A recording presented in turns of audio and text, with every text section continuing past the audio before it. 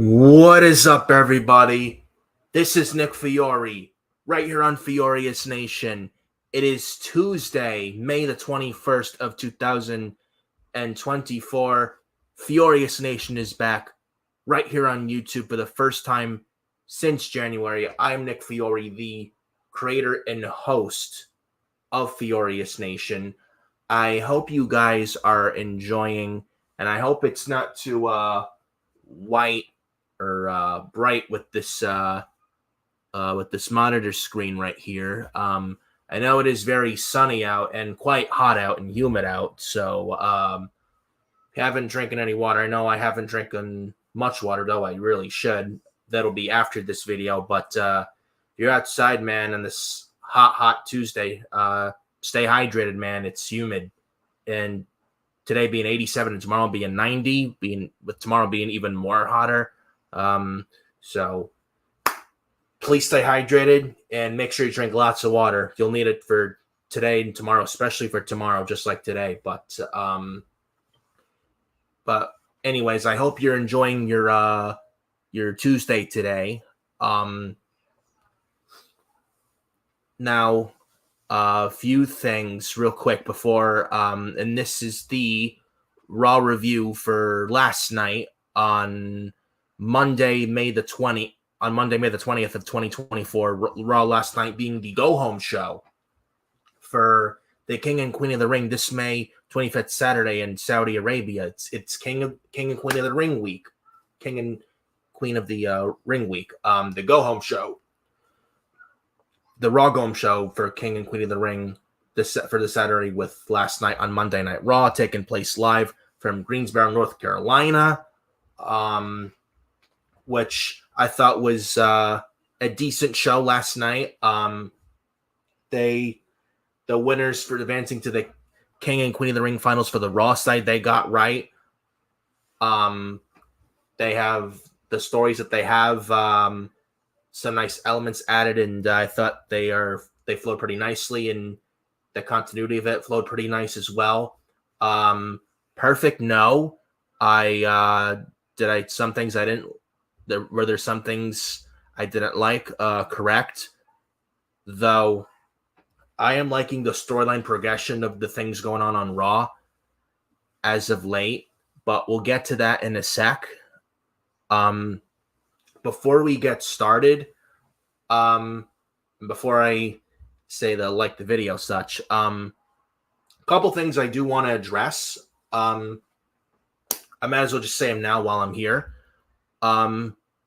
The graphics for this channel, as far as they go, probably look for different graphics. I'm not sure what I'm gonna do for that, but if I find something, I'll let you guys know, or I'll post an announcement, make an announcement, or probably just post it on my YouTube page. Did have some graphics work with somebody while ago, but just things did not go well, and just I don't have that graphics person anymore. But as far as graphics go, I'm gonna be searching for new graphics. I don't know what I'm gonna do as far as graphics for this channel goes and shit, but hopefully I do find something. I find something that's pretty good and better. It's a long story of what happened, but it's a dead topic of discussion. I'm not gonna get into it. So that also, might as well. I was gonna save it for the end of this review video, but you know what? I'm just gonna say it right now, just to get out of the way. As far as my channel goes, for my YouTube channel, like for scheduling and stuff is concerned, and co-hosts, for the scheduling, well, actually, no, the co-host, I've actually found and I've been thinking about this for a while, a co-host for Monday Night Raw for the Monday Night Raw review videos, and then the different one for SmackDown, and one for PLEs and such. And for SmackDown, probably different one depending if it's SmackDown the night before a WWE PLE or if it's WrestleMania weekend. When that comes, I'll figure that out. But that's months away and shit. But this is now. That's next April from now. I'll figure that out when we get to. Well, I'll figure that out when we get to April.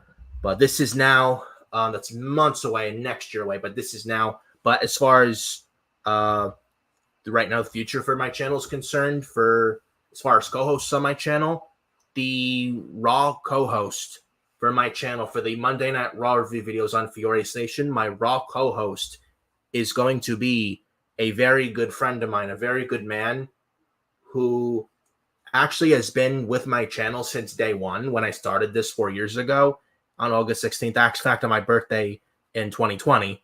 You may know him. He's Adam Carl. He is going to be my official Raw co-host right here on the channel for the Raw reviews starting next week. Was going to be starting this week, but it's actually he'll start being a co-host for the Raw review videos for my channel. Start that next week. Apparently, and make sure you throw some prayers and think of some thoughts and prayers for Adam Carl. Apparently, his grandfather is in the hospital, unfortunately, this week. He has some kind of a brain stroke. So he's been in the hospital recently, and Adam Carl is visiting him today and this week in the hospital. And because of that, he won't be here on the channel for the Raw review for this week, but he'll be on next week.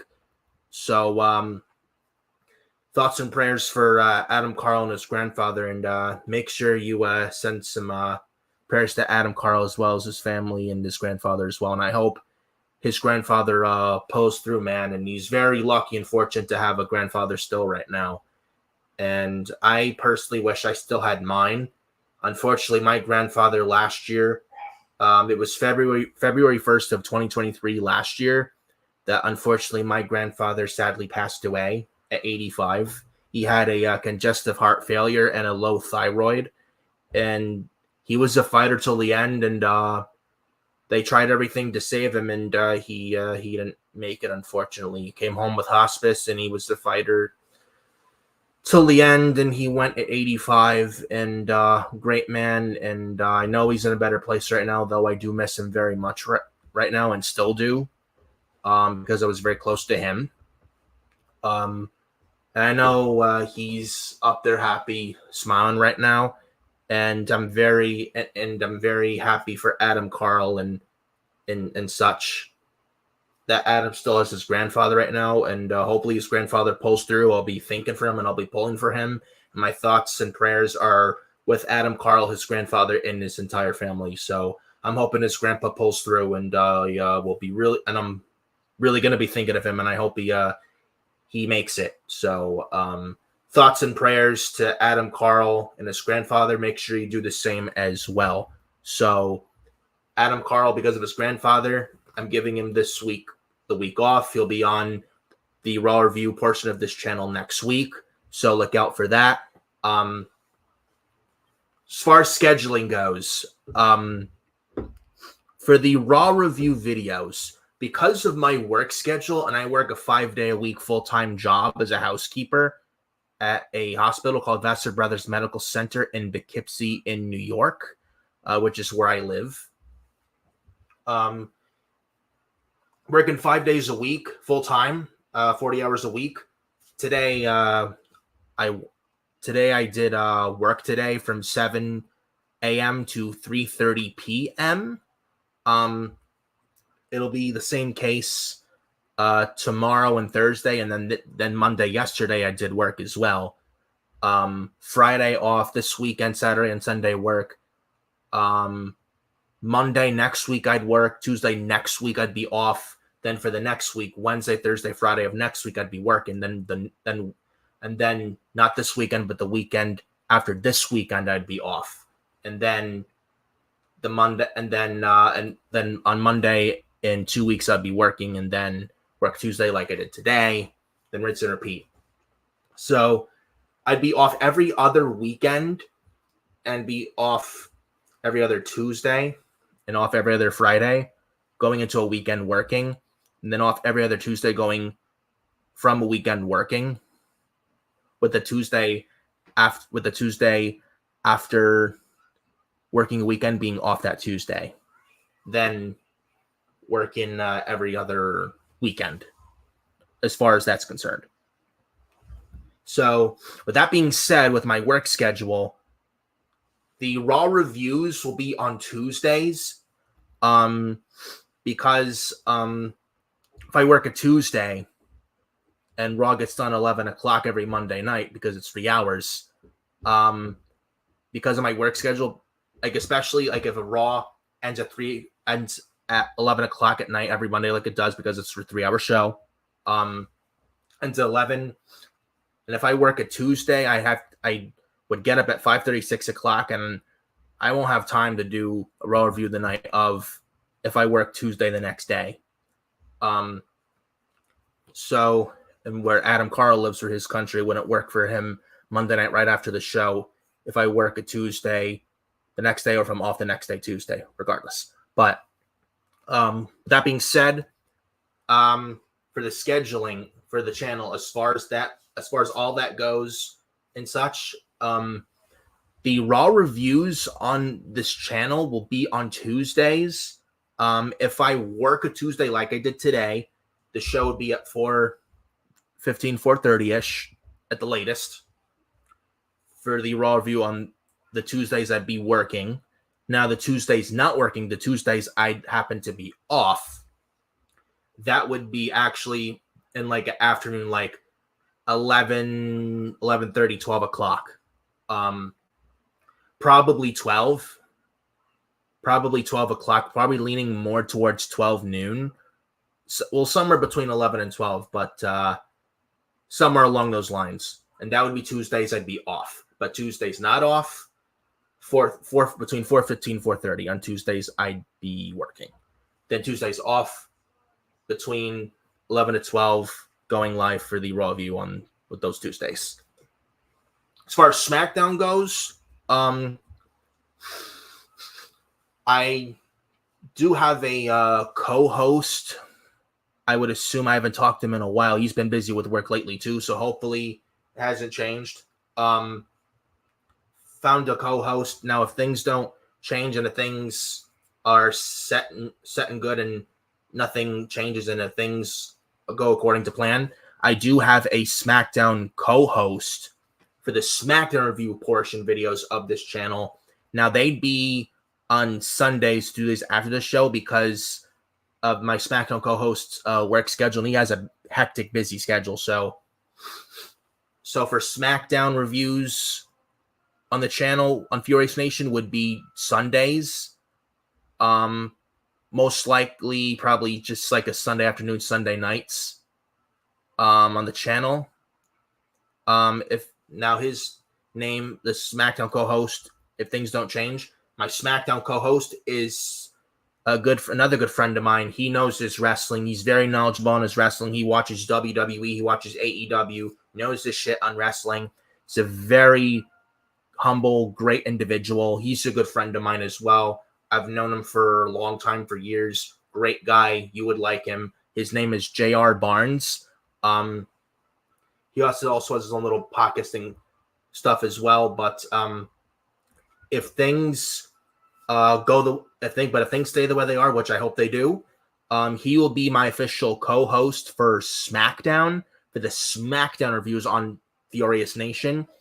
It would be on Sundays, 2 days after the SmackDown. If it's not a PLE weekend, be on Sunday nights, most likely, whether I work a Sunday or not, or late afternoon Sunday on Sundays, whether I work a weekend or not, whether I work a weekend or work a weekend. So that with that, unless it's a PLE weekend, so that would be for the SmackDown co-host for the SmackDown reviews on this channel, unless it's a PLE weekend. But if it's a PLE weekend, that'll probably be different. Probably have somebody else. If it's a it'll probably be somebody else. Probably a different one for just the PLE weekends.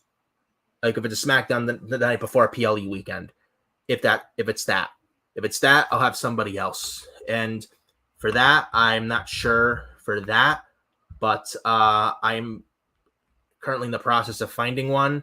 If I find one, I'll let you guys know, so you guys know as well ahead of time. Not sure who that is, but I am very confident I will find somebody that would be willing, that'd be more than willing and happy to do that. So that with that as well. And then the PLE reviews. Oh, and the PLE preview predictions probably in that same SmackDown video 9 times out of 10. And also 9 times out of 10, the WWE PLE preview predictions also in the same video as the SmackDown before a PLE. So that as well. So it's not too much. I don't want to give too much, but or do overkill, but just start out slow with the channel, getting back into it. I've been it's been on my mind for a while, getting the channel back and running, and finally starting with that, with all that, and finally putting it into play this week. Was originally thinking of 2 weeks ago, last week, but things getting so hectic as of late with my work schedule, though. But finally getting it starting and going again this week, despite it, and be going forward. And then the PLE review videos, they would be most likely on Sundays when it's a PLE weekend, on Sunday afternoon, Sunday night, the day after the PLE, if it's a PLE weekend. But if it's not a PLE weekend, the SmackDown review videos. But if it's not a PLE weekend, the SmackDown review videos, regular ones, would be 2 days on Sunday afternoon, Sunday night on the channel, 2 days after SmackDown. Only if it's not a PLE weekend for SmackDown review videos on the channel. So, with all that being said, that will be the schedule going forward on Furious Nation right here on YouTube. So, with all that, enough of me rambling on. No, it's about 17 and a half minutes on this video right now, but enough of me rambling on. I'm not going to waste much more of your time as well. So before we get started momentarily talking about Raw last night, which I thought was a decent show, don't forget to hit the like on the video. That would help greatly and to be very appreciative. If you haven't subscribed to Furious Nation, subscribe if you haven't done so already. That would be great as well. Also, when you subscribe to Furious Nation, hit that bell for all notifications so you get notified when I go live, when a video is posted, etc. So make sure you hit that all notifications button as well when you subscribe to Furious Nation. For social media, I am on X, I am on Facebook, and I'm on Instagram. That has not changed. I am also on TikTok, but I haven't really used TikTok much yet lately at all as of late, though I do have a TikTok account, but not sure I'll be adding that in the future, but I will be thinking about that. But as far as social media to follow me on right now is concerned, you can follow me on X, you can follow me on Instagram, and as well as Facebook. Follow me on Facebook at Nicholas.Fiore.31 over on Facebook. You can add me as a friend. Follow me on Instagram at NicholasFiore2014. You can follow me on Instagram as well. Don't be afraid to follow me, and don't be afraid to friend me on Facebook or Instagram. And don't be afraid to follow me on Twitter at FioreNick579 over on Twitter, or X. I still call it Twitter, but it's apparently X these days. So follow me on Twitter /X at FioreNick579 over on Twitter /X. With all that shit out of the way and all the stuff to get off my chest and to tell you guys, Monday Night Raw from last night. Monday, May the 20th of 2024. Last night's Raw, the go-home show, the Raw go-home show for King and Queen of the Ring, taking place this Saturday on May 25th in Saudi Arabia. The King and Queen of the Ring, PLE, for the first time, I believe, since 2002 when Brock Lesnar won the 2002 King of the Ring and became the 02 King of the Ring. And the first King of the Ring tournament for the first time since 2021, where Xavier Woods won it, and then first Queen of the Ring. Well, they called it Queen's Crown. I'm sure you want to forget that when Zelina Vega won it in October 2021. You don't want to remember it. It was awful. I think this year's Queen of the Ring is so much better. Blows the Queen's Crown out of the water. The Queen of the Ring this year. It blows the Queen's Crown out of the water big time. They've got the winners right. It's been unpredictable, and we're going to talk about that right here on the show, right here on Furious Nation, where I think I can predict the finals for the King of the Ring and the Queen of the Ring, especially what we're getting for SmackDown in Saudi this Friday. So that shows this Friday's looking like a stacked show as well. So we got King and Queen of the Ring, PLE, the Saturday in Saudi Arabia and Jeddah, Saturday, May 25th. Should be a good show. But we get Raw last night opening up with the Intercontinental Champion, Sami Zayn. We got Intercontinental Champion Sami Zayn opening the show. Well, before this, we got Io Sky coming in early in the afternoon from out of her car into the back of the stage in the arena to Io Sky and then Lyra Valkyria, who fought in a good match last night on Raw. We'll talk about that in a little bit. But we get Intercontinental Champion Sami Zayn opening Raw last night to a nice pop. Sami Zayn is over. Love me some Sami Zayn. And with Sami Zayn, man, and Triple H, tell he's taking very good care of him, and he's going to do big things. I can picture him as World Heavyweight Champion within the next year. And now he's Intercontinental Champion, and I'm liking what he's doing with Chad Gable. Sorry, there's a little thing. I don't know what that is on my keyboard. I apologize, guys. Thought there was something on my little keyboard. I don't know what the hell it is. I'm sure it's not anything. I was looking like what was there on my keyboard. I apologize for that. Thought it was some kind of bug or little sucker bug or not a cockroach. Not a cockroach. Was looking, yeah, that's not a cockroach. I did kill one at work today, by the way. Big one, nasty. Hate those fucking things. I hate cockroaches, spiders, ants, all kinds of bugs. Killed a bunch of ants the past couple days, those big black carpenter ants. Hate those things, man. I hate all bugs. I don't care if it's a spider. Hate all kinds of bugs. And like an ant, I'll just kill them. Roaches, I do not like at all, and they're just nasty.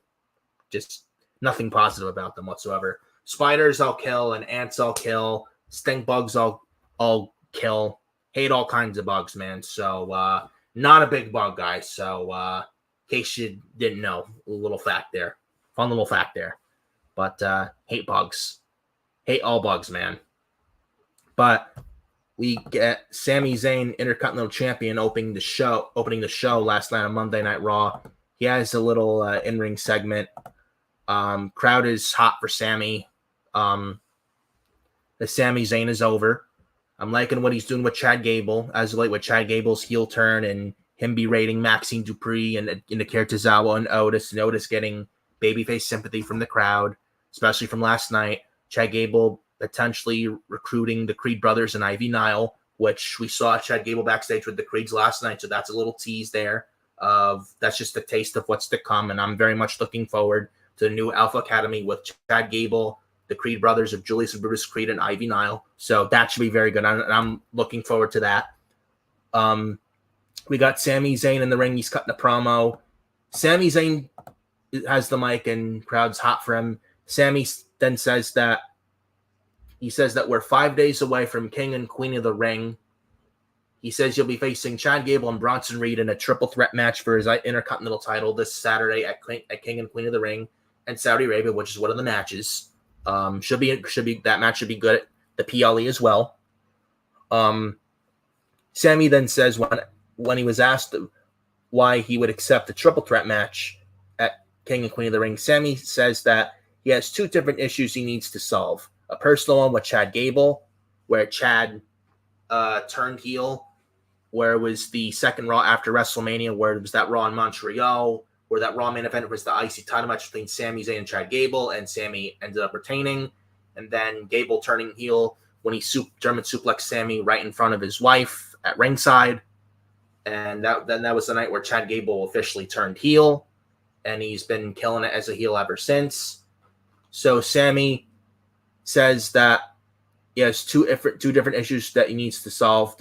Sami Zayn says the personal one with Chad Gable, where he humiliated Sammy in front of his wife, and then a business one with Big Bronson Reed, who's also been targeting Sami Zayn in the Intercontinental Championship as of late as well. He says this is a fight. Sammy then says this is a fight between mind, body, and soul.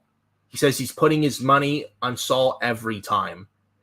He says that is why he beat the longest reigning Intercontinental Champion of all time, Gunther, at WrestleMania 40 in Philadelphia on night one, and why he's leaving King and Queen of the Ring still the Intercontinental Champion. Chad Gable and the Alpha Academy of Akira Tozawa, Otis, and Maxine Dupree with Chad Gable then interrupt. Their music hits. They come out, and Gable's wearing this black and gold robe, which I think looked good on him, and he looked cool in it. Gable then has the mic, and he says that the problem here is he's been too nice. He's been too soft. He says he was too nice when he coached Sami Zayn to the Intercontinental Championship and to WrestleMania 40 against Gunther. He says he was too nice to, and then Chad Gable says that he's also been too nice to these losers on the stage with him, meaning Maxine Dupree, Akira Tozawa, and Otis. Gable then runs down every member of Alpha Academy and calling Maxine Dupree calling her a failure, then calling Akira Tozawa a failure. And then he turns his attention to Otis. And then Chad Gable ended up calling Otis the biggest disappointment of them all. And this did not sit well with Otis.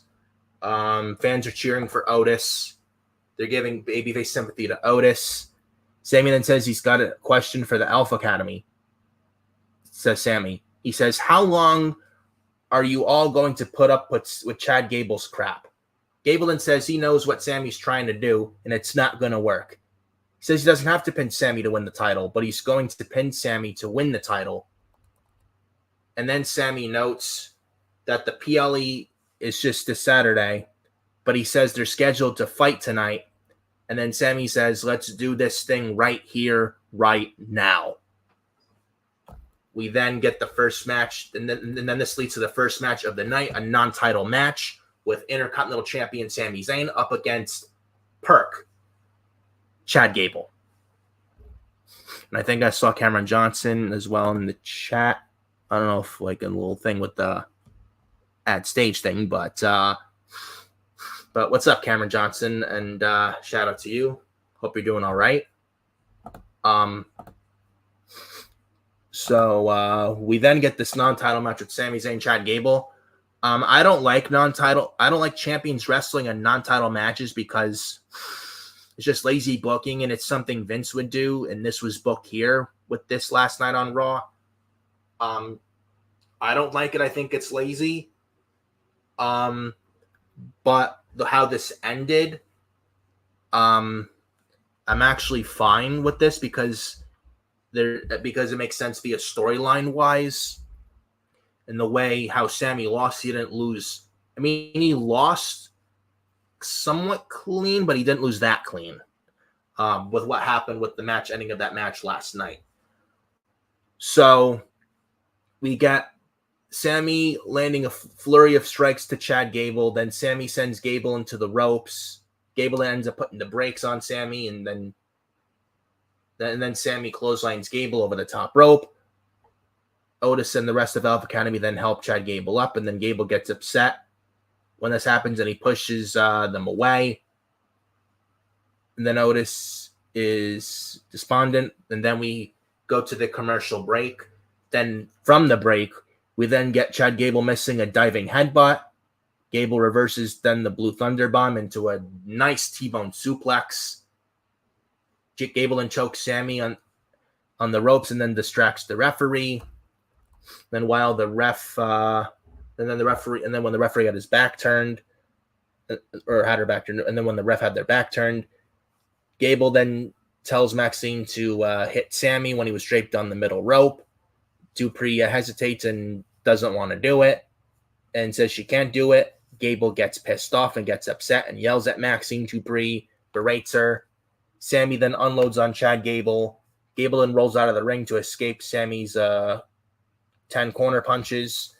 Sammy then chases Chad Gable. Then Gable uses Dupree as a shield and rolls back in the ring. Sammy then rolls in and is met by stomps from Mr. Chad Gable.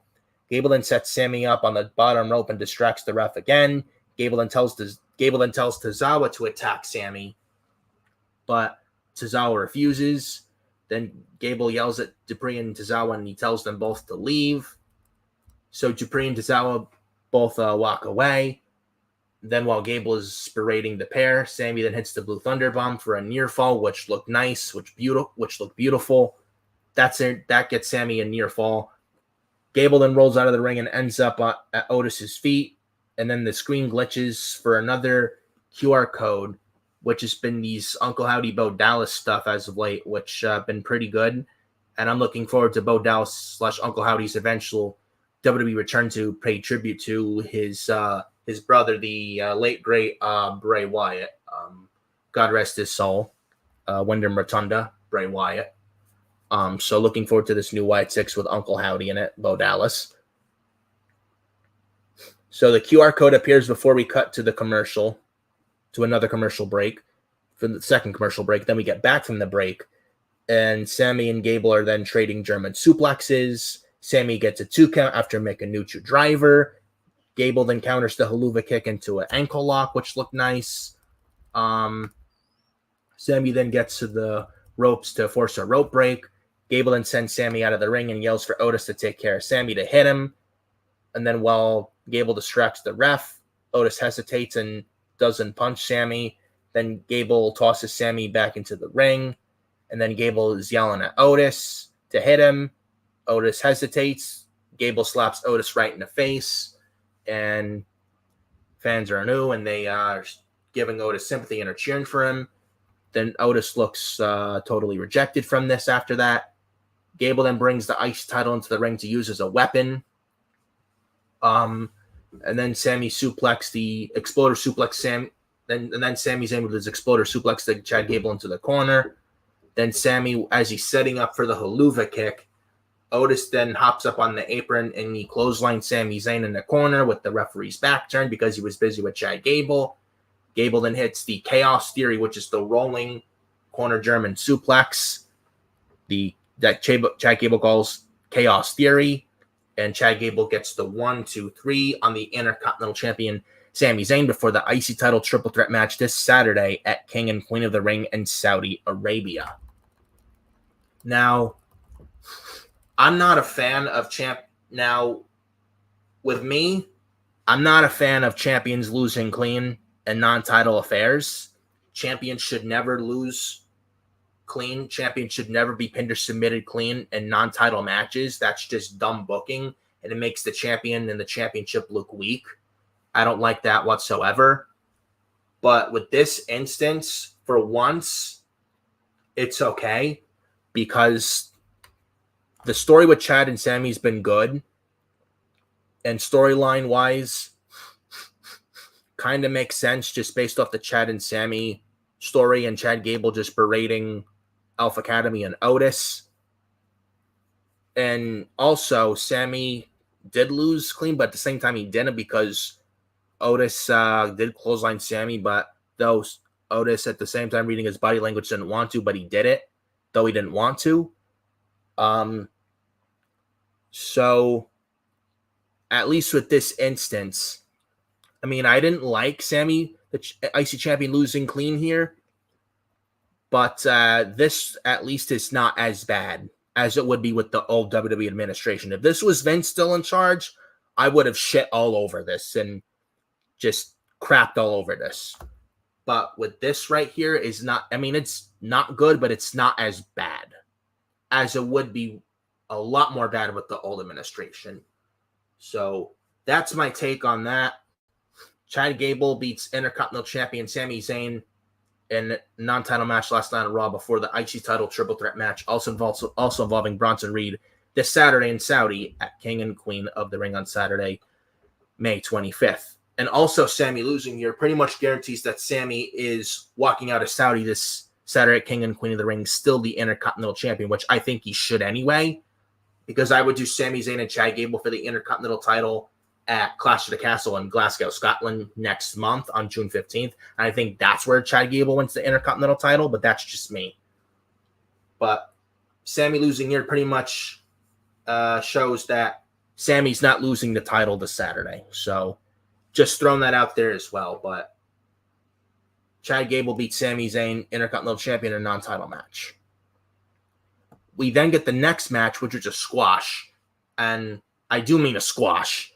Slaughtering, a mugging.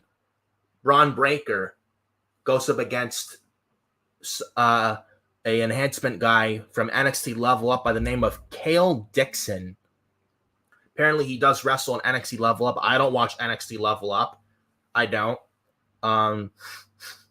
With NXT, I hardly watch NXT these days. Even with them going to the CW, I don't know how that's going to change the show as a whole come this October when NXT this October moves to the Channel 11, the CW network. But these days, NXT, I hardly watch. But Braun Breaker wrestles this guy, Kale Dixon. So the bell rings, and as soon as the bell rings, Breakers is unhappy. He goes in the corner, and he complains himself about this being beneath him, saying why he's not in the King of the Ring, that he should be in the King of the Ring. He says first he was left out at King of the Ring, and now this. And Kale Dixon stands there. Breaker turns around, and he spears the shit out of Kale Dixon, like speared him out of his boots, man. A vicious spear. Best spear in the business. Braun Breaker. And Braun Breaker absolutely destroyed this fucking guy. And I mean destroyed him. They actually booked this perfectly. I mean, Braun Breaker, I mean, I'm a little tired of these Braun Breaker squash matches, but with this instance, I actually enjoyed this, and this actually was booked right, and they booked this pretty damn good, and I don't think I would have booked it better, but Braun Breaker destroyed this, just destroyed this bum. So Braun Breaker spears Dixon. Breaker then tosses Dixon out of the ring. Dixon then starts to twitch. Breaker then gets out of the ring, and he's about to run fast around outside the ring like Braun Strowman runs fast. I know Adam Carl is watching this, and how Braun Strowman with the Strowman Express, so he runs fast. So Braun Breaker, he's about to be running fast, and Braun Breaker's building up speed. He's going really speedy, really fast, and then Braun Breaker hits another spear, a second spear on Kale Dixon, breaking the kid in half. Literally. Then Breaker after this then sends Dixon back in the ring. Referee's checking on Dixon. Dixon can't continue the match. Referee calls for the bell because Dixon couldn't continue. Braun Breaker wins the match via referee forfeit. And then after this match, Braun Breaker's not done. And the referee helps Kale Dixon up. Breaker then runs the rope several times, like back and forth, and obliterates Dixon with a third spear to Kale Dixon from Braun Breaker. Breaker is then about to hit Dixon with the ring steps at ringside. Referees and officials run to ringside to tell Braun Breaker to stop. Breaker then drops the steps. As he does, Dixon ends up laying against the ring steps, his head on the steps between the wedge and Dixon's head is here. So then Breakker starts to leave, but he, however, grabs his steel chair and he ends up smashing Dixon in the head with the steel steps like a Edge concerto, but with the head across the steps face first, and then the chair to the back head like a Rated R Superstar Edge concerto. Right onto Kale Dixon from Braun Breaker, and Dixon is just Dixon's just absolutely destroyed. You can see him shaking his arms. Just this was a mugging from Braun Breaker. So Adam Pearce comes to ringside. Breaker then tells Pearce that this is on him. This is what you did. This is on you, Mr. Adam Pearce. Then Breaker leaves ringside. He walks up the ramp. They then go to break.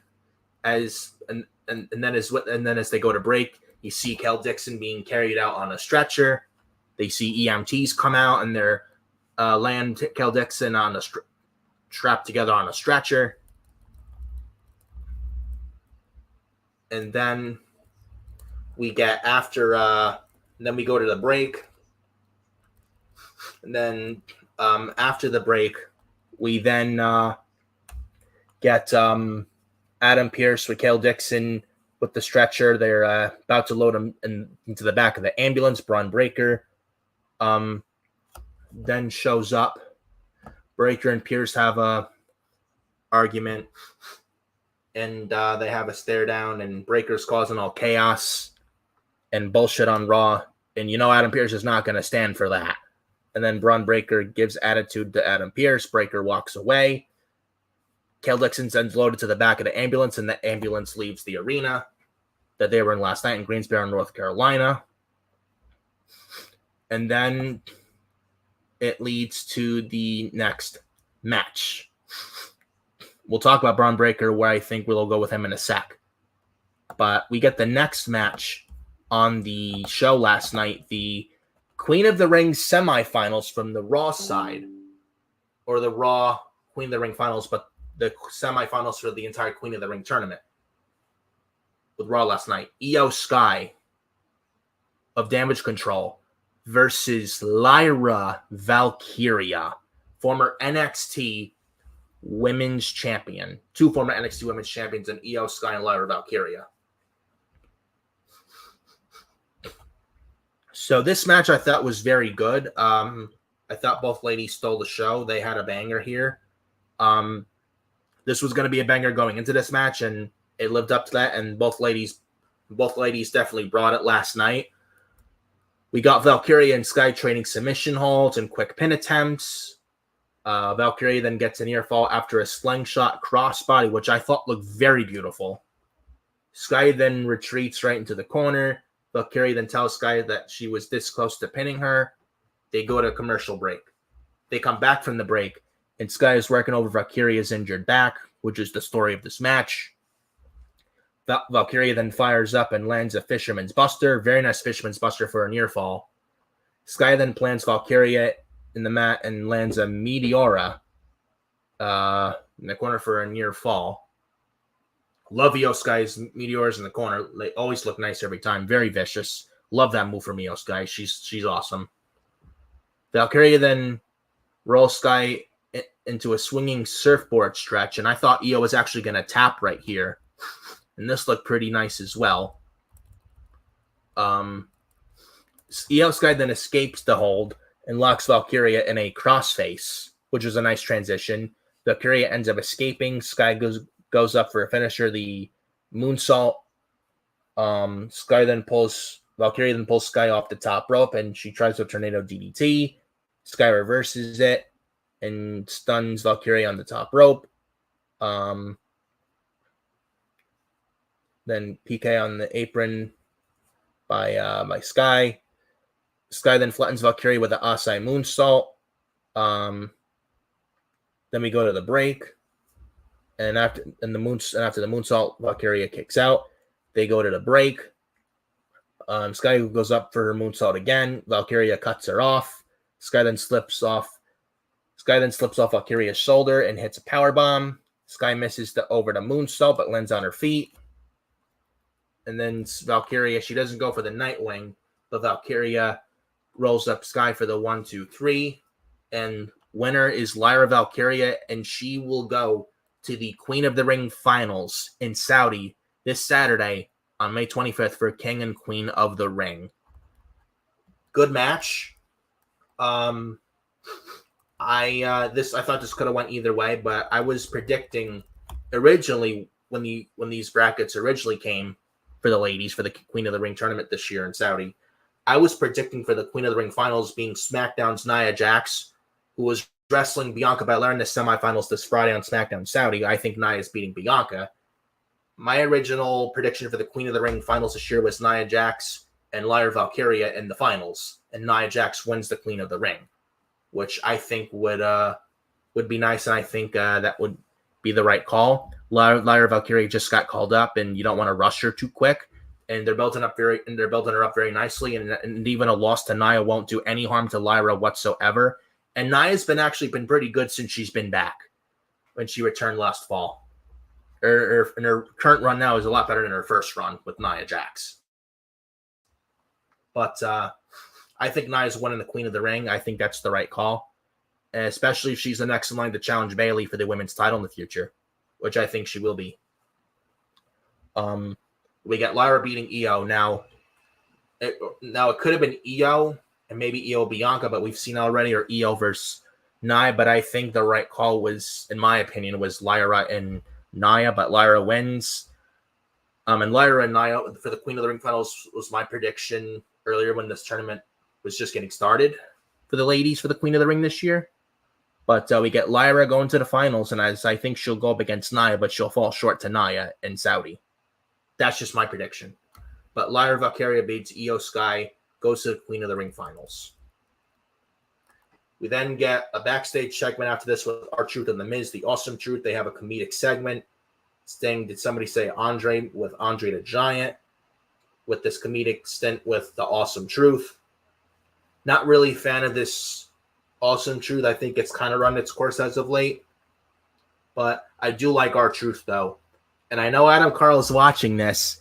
And when he's on here next week for the Raw review for next week, the Raw after King and Queen of the Ring for the Raw review for that next week, I know Adam's going to have a lot to say about his favorite, The Miz. By the way, he's awesome. He's not cockroach.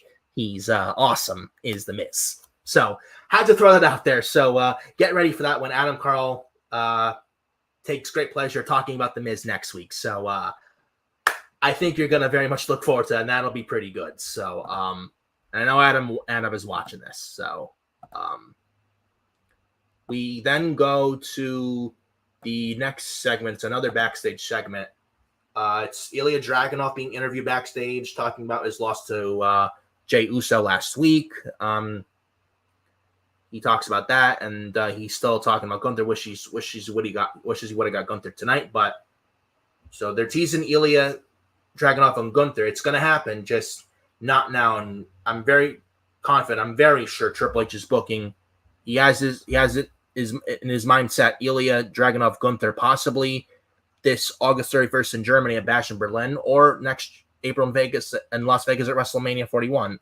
Either way, Ilya Dragunov and Gunther is coming. So I know everyone was complaining, why did Ilya lose to Jey Uso last week? I don't think Triple H wants to give Ilya Dragunov and Gunther away on free Raw TV, especially with 4 commercials, which was Jey Uso, Ilya Dragunov last week. So Gunther and Ilya Dragunov, it's going to happen. It's just not going to happen right now, but it's going to happen. So just got to be patient. And it'll be all worth it. And when Gunther and Ilya Dragunov happens, it's going to be awesome. It's going to be absolutely awesome. So we then get Ricochet showing up backstage, confronting Ilya Dragunov, who Ilya Dragunov beat in the first round of the King of the Ring in a first-round match back 2 weeks ago on Raw, in a banger match. Probably the best match of this entire King of the Ring tournament, and a match and I'm going to say it, a match of the year candidate. When we have Fury Station year-end awards at the end of this year, that is going to be up there for debate for a match of the year candidate, because that's how great that match was. That match was fucking fantastic. Absolutely fantastic. So Ricochet then goes up to Ilya backstage saying that just because you beat me 2 weeks ago, Ilya, that this is not over. And then out of nowhere, Braun Breaker then comes out of nowhere, spears Ricochet as Ilya just moves out of the way. Braun Breaker out of nowhere spears Ricochet into next week. Does Braun Breaker right in the back. And Braun Breaker is just causing chaos and is out of control. So Braun Breaker causing a lot of chaos throughout the night last night. So said moments ago I was going to talk about Braun Breaker momentarily. I'm going to talk about Braun Breaker right now and where I think this is leading to for Braun Breaker, especially the chaos he caused last night. And him saying, why am I Adam Pearce, why am I not in the King of the Ring, and etc. Where do I think this is leading to?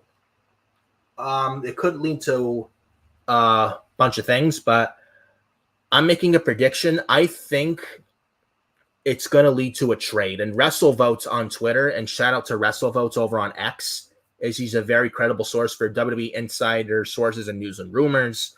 Go follow him on X. So shout out to WrestleVotes. He did tweet out not long ago that expect, especially before Raw goes to Netflix next January in 2025, this year, expect a trade or two, expect at least a couple trades before Raw, but the Netflix deal is official next year. And with this Braun Breaker stuff last night, I think it's going to lead. Now, Braun Breaker was drafted to Raw this year with the draft a few weeks ago, but I think what happened with last night with Braun Breaker, I think it's leading.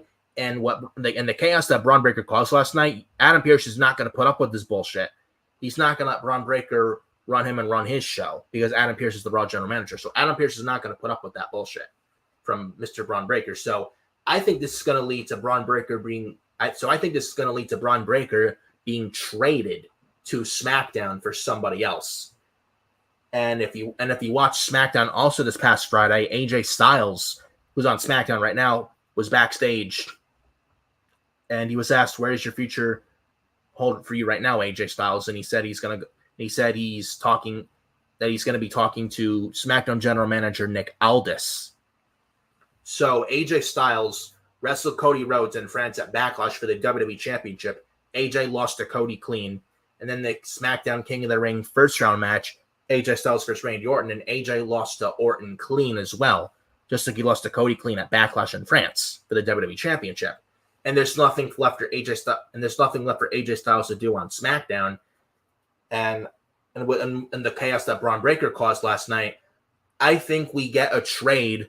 Braun Breaker goes to SmackDown, while AJ Styles goes to Monday Night Raw. There's nothing left for AJ to do on SmackDown, so I think the move to Raw makes sense, and I think it's better off for AJ at this point. Plus, with Liv Morgan teasing joining the Judgment Day with Finn Balor on Raw, and Liv, Balor, and AJ have history with on Raw from 2022, a couple years ago, feuding with the original Judgment Day with Edge, Damian Priest, and Rhea Ripley.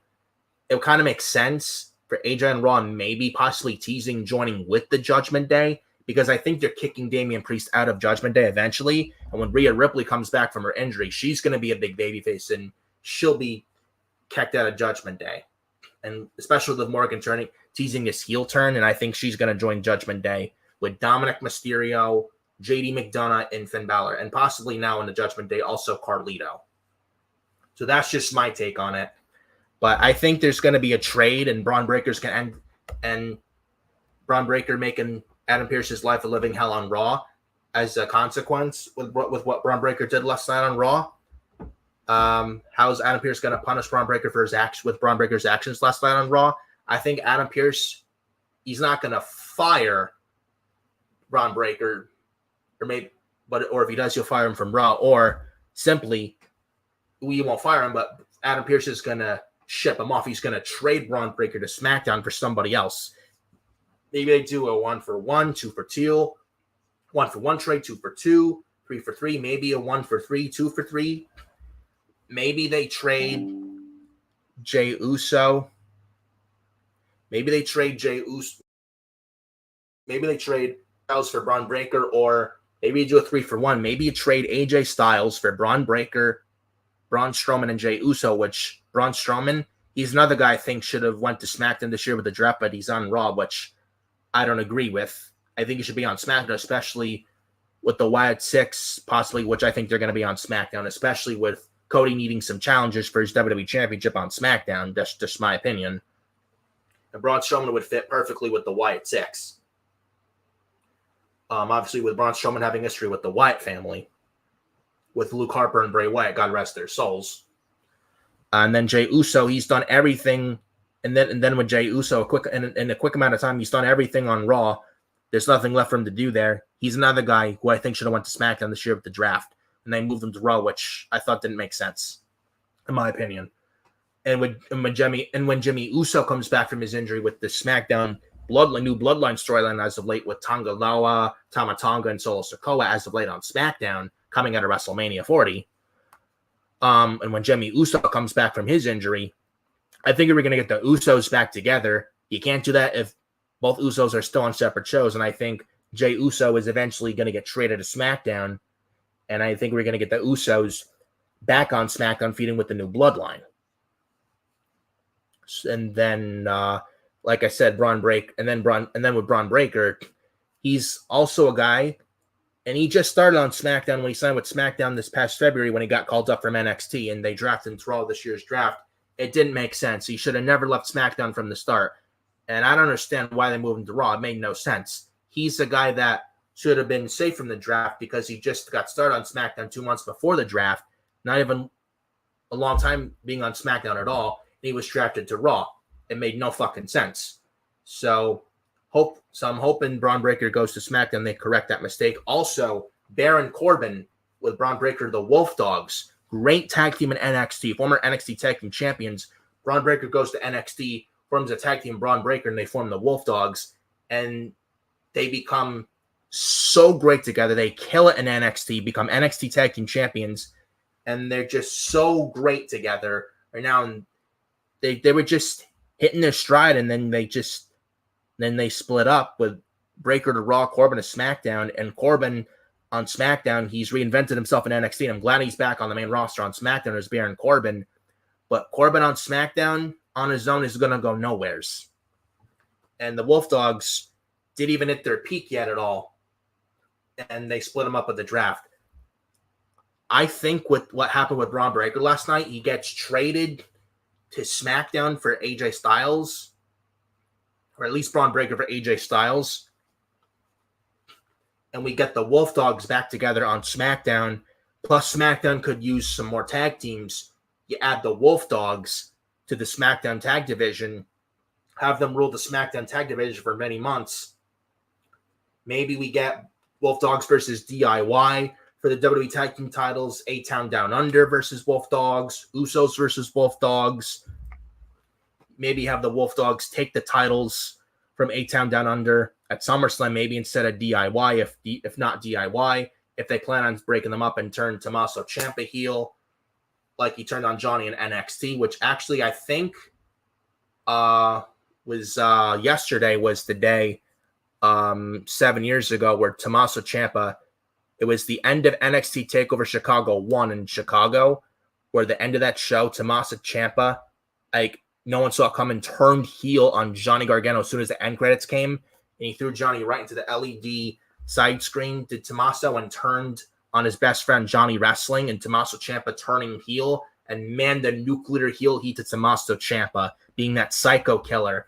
And when he was NXT champion in 2018 and NXT Black and Gold, and he had the grandma fan at ringside for NXT and Full Sail when Ciampa was NXT champion, he was so great as a heel. Maybe we relive that all over again, but on SmackDown with the babyface underdog Daniel Bryan, like underdog come from behind guy in Johnny Gargano, and then this big psycho killer heel in Tommaso Ciampa, and we have them relive their NXT Black and Gold feud all over again, but on the blue brand. And I would have no problem with that at all. In fact, I'd love to see that. I would love to see that a lot, man. And that also adds two legit main event guys, more challenges for Cody, because God knows he needs him. And maybe Tommaso Ciampa takes the WWE title off Cody Rhodes, and we get Tommaso and Johnny for the WWE title at WrestleMania next year. Who knows? Maybe similar to what happened with Tommaso, Johnny, and Aleister Black in NXT in the summer of 2018 over the NXT title in NXT Black and Gold at Full Sail University. But maybe this time Cody Rhodes plays the role of Aleister Black. Who knows? But that's just me thinking, fantasizing. But I think with the Wolf Dogs, but with Braun Breaker, with what happened last night, I think it's going to lead to him getting traded to SmackDown. He should have never left SmackDown in the first place. And I hope that happens. And I think Braun Breaker gets traded for AJ Styles. We then get the next match, or the next backstage thing. We then get a next backstage segment with Damian Priest and Carlito, and then Finn Balor. And Priest and Balor have a little stare down. So they're teasing Damian Priest being kicked out of the Judgment Day and turning face. So that should be pretty good as well. I think we get Priest and Balor for the World Heavyweight title this August in Cleveland at SummerSlam. That's one of my match predictions for this August SummerSlam in Cleveland, Ohio, at Cleveland Brown Stadium. That's just a thought. We then get the World Tag Team title match, the next match. World Tag Team Championship. The Awesome Truth of The Miz and R-Truth. They defend the World Tag Team titles against the Judgment Day's Finn Balor and JD McDonough, or JD McCrispy, JD McChicken, JD McNuggets, JD McParfait, JD McRib, whatever you want to call him, or JD McBobblehead. But we all love JD McDonough and such. So we get this World Tag Team title match happening. We get the Awesome Truth retaining. I thought Balor and McDonough would win here, but we got Awesome Truth retaining. We had Carlito running down during the match, mid-match. We got Carlito running down to the ring to try and distract R-Truth. Truth then knocks Carlito off the apron and hits the lie detector on McDonough. Carlito then puts McDonough's foot on the bottom rope as Truth goes for the cover. Then Braun Strowman's music hits. He comes out. He runs down to the ring. He's running fast. And Strowman chases. He knocks down the Carlito, or Carlito's taken out. Strowman then chases McDonough around the ring. McDonough then rolls back in the ring. He eats an attitude adjustment from R-Truth. Shades of John Cena. R-Truth pins McDonough, and Awesome Truth retain the World Tag Team Championships. I think Awesome Truth has kind of overstayed its welcome. Actually, no, it has overstayed its welcome. I'm hoping they get those World Tag titles off of them soon. I think with this comedic stuff with Awesome Truth, I love R-Truth, but The Miz is, he's not awesome. But I know Adam Cole would be smiling with that, and he knows The Miz is a cockroach. He sucks. Though no disrespect, he's first ballot Hall of Famer, but I mean, Awesome Truth with this comedic stuff with them as World Tag Team Champions, it's overstayed its welcome, and I hope they get the titles off them soon. Who they lose them to, I don't know, but hopefully they get the titles off of them soon. We then get the next segment of the show between Becky Lynch, Women's World Champion, comes out in the ring for a promo, and she's in the ring cutting the promos, Becky Lynch, and she's interrupted by Liv Morgan, who Becky Lynch is facing for the Women's World title this Saturday at King and Queen of the Ring in Saudi Arabia. We had Morgan pointing out that she only is here to complete the Liv Morgan Revenge Tour. And then Liv says she barely cares about Lynch and says she has no beef with Damage Control, so why would she help Lynch?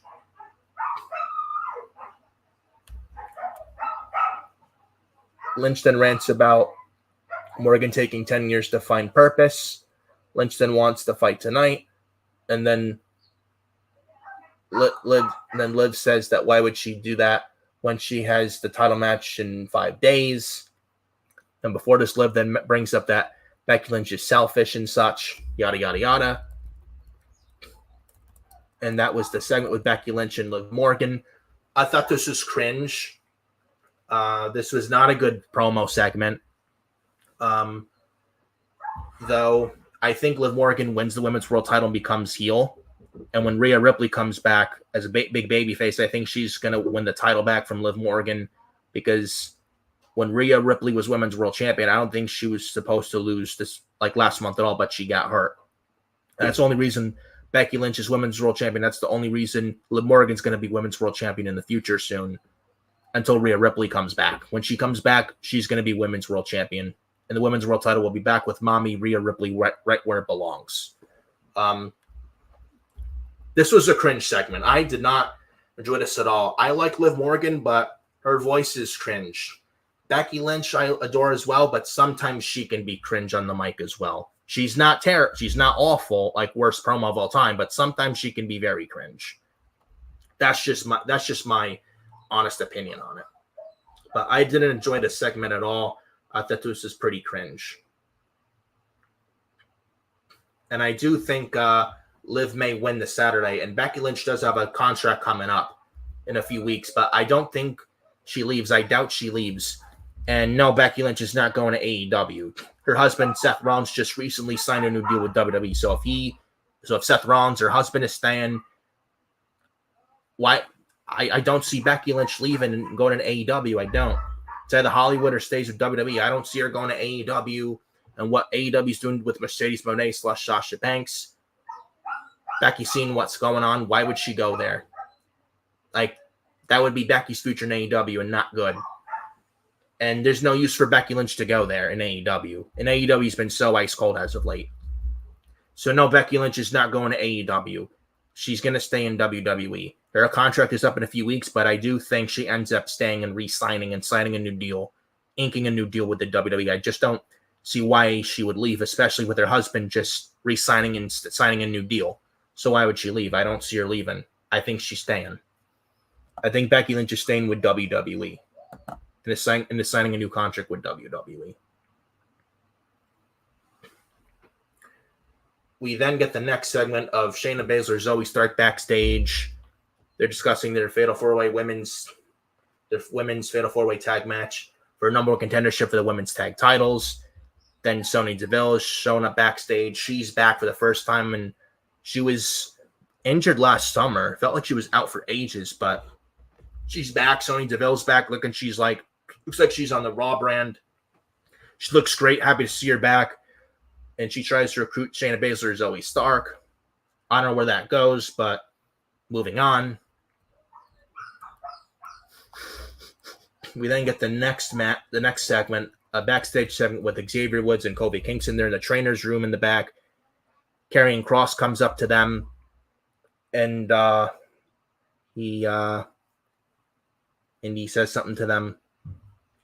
So they're teasing something with Karrion Kross and New Day. Maybe get New Day and AOP for the next while, like with the Viking Raiders and New Day from last year. Though Karrion Kross, though his feuds as of late, since coming back to WWE, the opponents he's fought, he's changed them. Like when he feuded with the Bloodline a little bit, he changed the Bloodline with Jey Uso, leaving the Bloodline and becoming the Jey Uso you see today. Karrion Kross's feud with Drew McIntyre changed Drew McIntyre into a psycho heel when he turned heel late last year. Going into Survivor Series War Games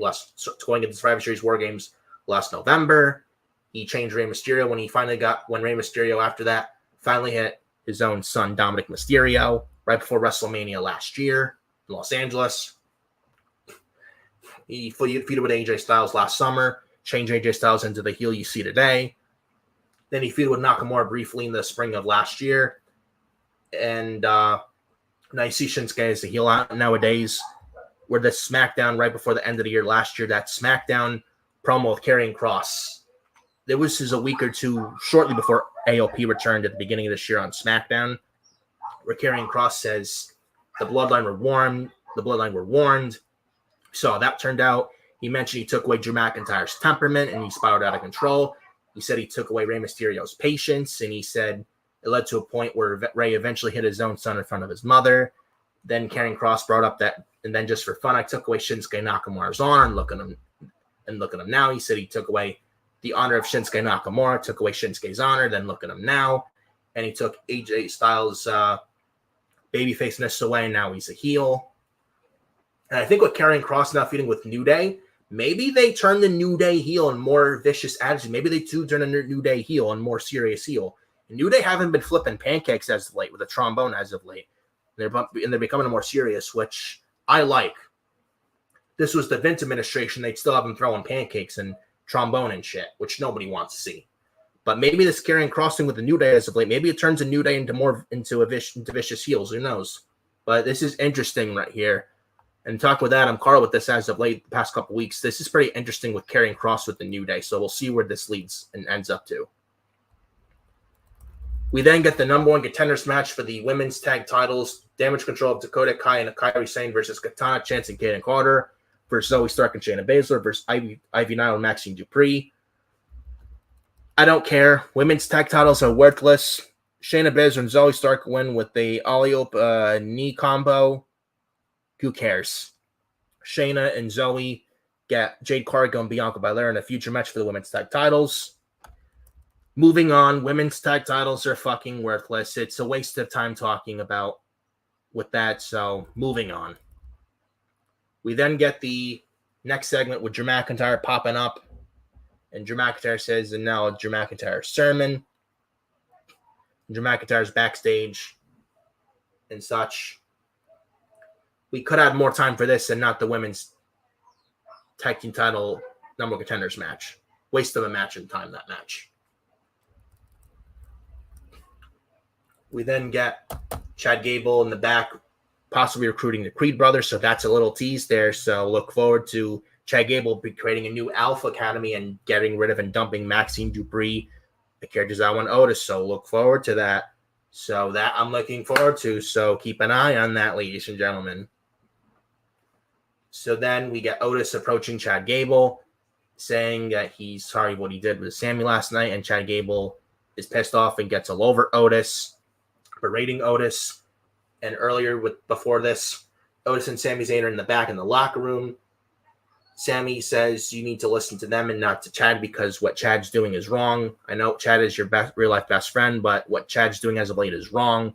And you know that, Otis. Sammy says to Chad Gable, to Otis. So they're teasing this Otis sympathy babyface role as of late. Or actually, no, not as of late, but it was last night. And liking where they're going with this as well. Maybe we got Chad recruiting the Creeds and Ivy Nile and Otis still with them, but when Chad Gable wins the IC title, it eventually leads to Otis having enough of Chad's abuse, and he quits Alpha Academy, and we get Otis and Chad Gable for the IC title in the future. I'd like to see that. I think it would be pretty good, and like where they're going with the storyline, man. A new Alpha Academy and such, and liking where they're going with this right here. And then we get the main event of the show, King of the Ring Finals. Not King of the Ring Finals, King of the Ring Semifinals. Jey Uso versus Gunther, the ring general. And before this match, Jey Uso is in the back in Gorilla. He's in the backstage talking about his match and saying, can I get a yeet? And the fans are chanting, yeet, yeet, yeet. And you see Jey Uso walking to the back and then walking to Gorilla. I think you see Triple H and William Regal and Paul Heyman. I think you've seen that as well. Then Jey Uso walks through Gorilla, walks to the curtain, goes to the stage, and the fans see him and they're cheering for him. And I love that camera production shot where they did the follow shot of all that. Lee Fitting apparently is the new production guy for WWE TV, and I'm loving what he's doing ever since he's been brought in, ever since Kevin Dunn quit WWE. Loving what Lee Fitting is doing and what we're seeing with these WWE production stuff as of late on the main roster, so much better than what Kevin Dunn was doing in his 32 different camera cuts and camera shakes, which were so awful and just headache inducing and so annoying. Lee Fitting, man, got to give him credit and give him a raise, man, a pat on the back, man. He's doing a pretty good job ever since he's been brought in. I think he's been killing it. And I'm loving this camera shot stuff, and it gives a very good, like, big fight feel, big sports presentation, especially when they go to commercial break. Also, when they go to commercial break right before, they show the wrestler graphics and then to break. Love it. Absolutely love it. It's the little things that matter in the long run, and I appreciate what Lee Fitting's doing. I think he's been doing a very good job as far as production goes as of late, since being brought in by WWE to replace Kevin Dunn. So we get the main event, King of the Ring semifinals. Main event, Jey Uso Yeet versus the Ring General Gunther in the semifinals for the King of the Ring. We get Gunther driving Jey Uso right in the corner. Gunther then lights Jey Uso up with chops after chops. Jey Uso, you see the red blood on the middle of his chest, especially when Jey was laid out on the outside of the ring. Looked brutal, looked nasty. Jey's firing back then with some rights. Jey then unloads on Gunther in the corner. Gunther and Jey Uso trade shots. Jey floors Gunther with a flurry of punches. Gunther rolls out of the ring. Jey Uso then lands a dive. Then we go to the break. Gunther then sends Jey into the ringside steps. Gunther then sends Jey into the barricade as well, shoulder first. Gunther then works over Jey's injured shoulder / injured right arm. And that was the story of this match. The hurt, injured right arm of Jey Uso was the story of this match. And it's the attention to detail, which I like and appreciate. And that's the power of Triple H, which I absolutely appreciate. And this is good stuff right here. So we go to another break. Then after that break, Gunther then continues to work on Jey's injured shoulder, his injured arm. Jey then goes up top. You see Jey favoring his right arm. Gunther then falls and locks Jey up in a Kimura to damage Jey's right arm even more. Jey and Gunther on the second rope. Jey delivers a Samoan drop to Gunther off the second rope for a near fall. Jey then tries to fire up again. Gunther then drops Jey Uso with a chop, which you could hear, which was a gunshot chop. Nasty. Love the Gunther chops. And you don't want to get a chop fest with Gunther. So then we get Jey and Gunther trading shot after shot. Right hand or left hand, I should say, after chop. Jey fires up and Jey then fires up Gunther in the corner. Gunther surprises Jey with a woo drop kick. Jey kicks out. Gunther then locks Jey on an armbar. Jey tries the spear and then gets kicked in the face. Gets reversed. Gunther then it's like a power bomb. Jey Uso kicks out. Gunther then lands a splash off the top. Jey kicks out. Gunther then destroys Jey with another chop. Jey then slaps Gunther. Gunther fires back with a thunderous chop. You could hear, and another thunderous chop after that. Gunther then gets caught up with the referee and accidentally slaps him. Jey then spears Gunther and knocks the referee down a little bit. Then after Jey hits, then after Jey spears Gunther, Jey then goes up top rope, hits the Uso splash. But however, he lands on his bad arm. He's favoring his right arm. He can't capitalize quick enough after hitting the Uso splash. He tries to crawl as quick as he can, but he can't capitalize quick enough after he hit the Uso splash, and he's favoring his right arm. And he tries to crawl for the cover. And as he does, referee tries to get back into this thing. Referee then tries his count 1, 2, and kick out at 2.5, like at least 2.5 by Gunther. And I thought this was over. I thought they were going to have Jey Uso beat Gunther and go to the finals and wrestle Tama Tonga in the King of the Ring finals, which the Bloodline story doesn't need the King of the Ring. So Gunther kicks out. And as he does, Gunther then ground and pounds Jey. Jey absolutely gets destroyed right here. Jey then gets put in a rear naked choke. And Jey then eventually leads to Jey Uso eventually passing out. Referee calls for the bell. Gunther wins and beats Jey Uso. And Gunther goes to the King of the Ring finals for King and Queen of the Ring this Saturday in Saudi Arabia. Good match. I thought their first match a few months ago, that was when Gunther was still Intercontinental Champion. That match was not that good. I thought this match was better than their first match. Both guys brought it. And this was very predictable, could have gone either way. And I was hoping for Gunther to win. And I thought they were going to give this to Jey Uso and do Jey Uso and Tama Tonga at King and Queen of the Ring for the King of the Ring crown. But But thank God they didn't do that because the bloodline story doesn't need that. And Gunther wins, and I'm glad he won. And with Gunther, with this thing not being able to compete outside the U.S., not being able to compete outside the U.S., maybe that's changed and he's got that situation resolved and fixed. But he's going to Saudi. He's going to Saudi Arabia. I'm glad it wasn't Jey Uso. I like Jey Uso, but he doesn't need the King of the Ring. I think Gunther deserves it more. The bloodline, and again, the bloodline story as of late with Tama Tonga and such doesn't need, and Tama Tonga, Jey Uso, it doesn't need to be the King of the Ring finals. The bloodline storyline doesn't need the King of the Ring finals. You should go to someone deserving like Gunther, who is going to Saudi, which I'm glad that's the case. And Gunther going over Jey Uso was the right decision. I'm glad they did that. And there was no way Gunther was losing to Jey Uso. There was no way. There was no way. And I'm glad what happened last night. Gunther's going to the King of the Ring finals. I think he's going to get Randy Orton in Saudi. And Orton's fighting Tama Tonga in the SmackDown semifinals this Friday on SmackDown Saudi Arabia. I think Randy Orton beats Tama Tonga. And I think we get Randy Orton and Gunther at King and Queen of the Ring for the King of the Ring crown. And that's a big money match, Randy Orton and Gunther. That's going to be interesting to see how it fares with the Viper and the Ring General. That's going to be something. So I'm predicting Randy Orton and Gunther at King and Queen of the Ring. I think Gunther, just like he won last night, I think Gunther wins the entire tournament. And when he wins, he's going to send in the main event. There's a reason why he lost the IC title to Sami Zayn at WrestleMania this year in Philly. And Triple H has bigger plans for Gunther in place. And it looks like one of them is going to be Gunther winning the King of the Ring. And I think we get Gunther, Randy Orton at King and Queen of the Ring for the King of the Ring finals. I think that's the right way to go about it. And it's the big money match for Saudi.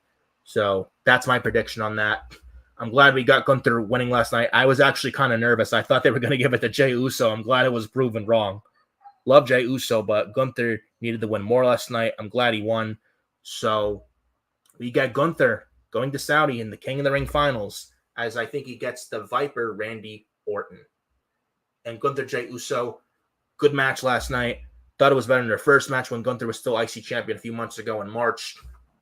But we got the right outcomes last night for the Raw side for the semifinals for the King and Queen of the Ring tournaments from last night on Raw. And I thought last night on Raw was a decent show. Scott forwarded some stories and some teases of what's to come in the future, especially coming out of Saudi King and Queen of the Ring, and especially going into Clash of the Castle next month in Glasgow, Scotland. So I thought Raw did a decent job last night, got the job done last night, and it should be and it's looking like a decent PLE this Saturday in Saudi for King and Queen of the Ring PLE. So with that being said, and before we end the video, I see Dylan Ketchum. I see you in the chat. It says, "Hey Nick, how are you doing today?" Dylan Ketchum, I'm doing fine today. I'm not sure how you're doing, but I hope you're doing well. I hope you're staying hydrated. I'm not sure how it is where you live weather-wise, but I hope you're staying hydrated. Hope it's not too hot out there. I hope you're drinking lots of water and staying hydrated, especially with a hot day like today and then also tomorrow. But yeah. So where's that? No. No. Sorry. X that. Sorry, don't ignore that. Sorry about that. Just ignore that. I'm sorry that happened. But anyways, ending the video now. I'm getting out of here. Follow me on X at FioriNick579. Follow me on Instagram at NicholsFiori2014 and Facebook, Nichols_Fiori_31. Links will be in the description after the video is over. And hit the bell for all notifications once you subscribe to Furious Nation. Also hit the like. It'd be greatly appreciated. And I think I see Earl Call in the chat. I see you, buddy. I see you, Earl. So glad to see you here. But I'm Nick Fiori. This is Furious Nation. Thank you guys so much for taking the time to watch this video. And I'm Nick Fiori, creator of Furious Nation. Hope you guys enjoy the rest of your Tuesday evening. And I will see you next time now for the King and Queen of the Ring this Saturday afternoon. For the SmackDown this Friday, the go-home show the night before, I'm thinking of going live right after the show, especially if I'm working this weekend, this Saturday. So for a co-host for that show, I thinking of a co-host for that show for as far as SmackDown before PLEs, as far as that's concerned, as far as that party's concerned. So I'm gonna work on co-host for that part of it only. So so working on that, and I'll let you guys know what's going on with that, and like I'll let you guys know ahead of time. So I'm Nick Fiore, the creator of Fiore Station right here on YouTube. And thank you guys for taking time out of your day. I love and appreciate every single one of you guys. Enjoy the rest of your Tuesday evening, and I will see you next time right here in the channel for more great content here on the channel. And I will see you this Friday after SmackDown for the SmackDown Go Home Show and preview predictions for King and Queen of the Ring 2024. Thank you guys very, very much, and I will see you later. Peace.